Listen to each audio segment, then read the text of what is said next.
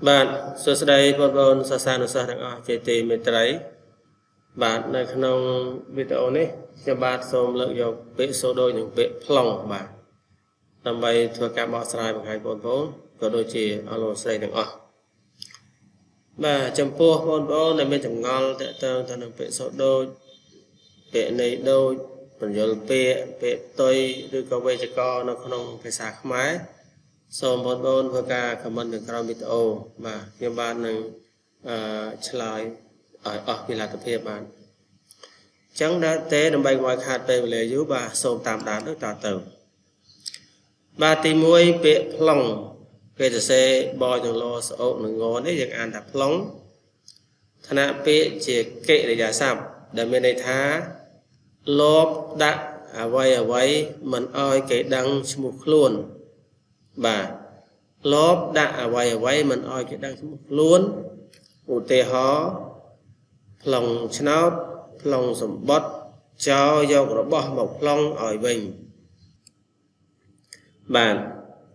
នេះគឺអត្ថន័យនៃពាក្យប្លង់ទី1បាទ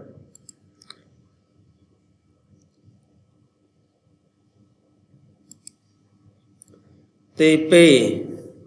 ប្លង់ដដែលហ្នឹងក៏បយលោស្អូនងដដែលឋានៈពាក្យជាកិរិយាសព្ទមានន័យថាដាក់វត្ថុអ្វីមួយឲ្យជាតេយ្យទានចំពោះពុព្វជិតដោយមិនបាច់ប្រកេនផ្ទាល់គ្រាន់តែឲ្យសញ្ញាលោកទុះយកឬលបដាក់ឲ្យលោកទុះដោយមានធ្វើសញ្ញាឲ្យដឹងថាខ្លួនបរិច្ចាគឲ្យជាទានហើយយកចៃវរមួយត្រៃទៅដាក់ប្លង់ក្នុងវត្តចំពោះសង្ឃនេះគឺអត្ថន័យទី2មានន័យថាប្រើចំពោះតែព្រះសង្ឃទេដាក់ចង្ហាន់ឬក៏ដាក់ត្រៃចីវរឬក៏ដាក់អីផ្សេងហ្នឹងឲ្យតាមពិតក្នុងគោលបំណងប្រកេនព្រះសង្ឃទេតែយើងប្រើពាក្យប្លង់នេះមិនប្រកេនទេគ្រាន់តែធ្វើសញ្ញាឲ្យដឹងថាខ្ញុំកណាប្រកេនហើយព្រះអង្គទូយកចោះបាទនេះគឺជាពាក្យទី2អត្ថន័យនៃពាក្យប្លង់បាទ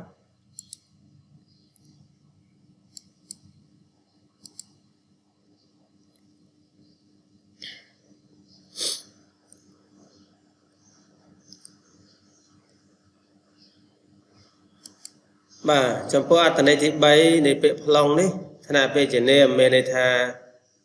ឈ្មោះស្មៅទឹកមានដើមមូលមានមើមប្រើជាអាហារបានមើមប្លង់អស់លោកស្រីប្រហែលជាស្គាល់ហើយណានៅវាខ្សែដើមមូលមានថ្នាំងដើមមានថ្នាំងដូចជាប្រភេទចោតចឹងដែរប្រហោងក្នុងហ្នឹងហើយប្រហោងក្នុងតែមើមវានៅពេលដែលគេភ្ជួរដីប៉ើងមើមវាឡើងមកហើយហាលថ្ងៃមានរសជាតិផ្អែមហាលកាន់តែយូរកាន់តែផ្អែមមកមើមប្លង់ណា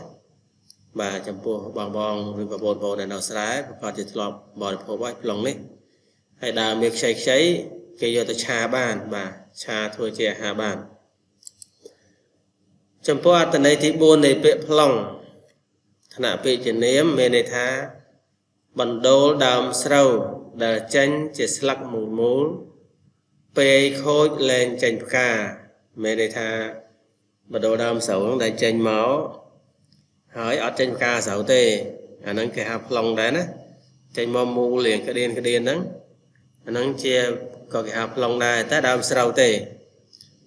ឧទាហរណ៍ស្រូវកើតប្លង់បាទស្រូវកើតប្លង់គឺអត់មានផ្លែទេបាទផ្លែទេ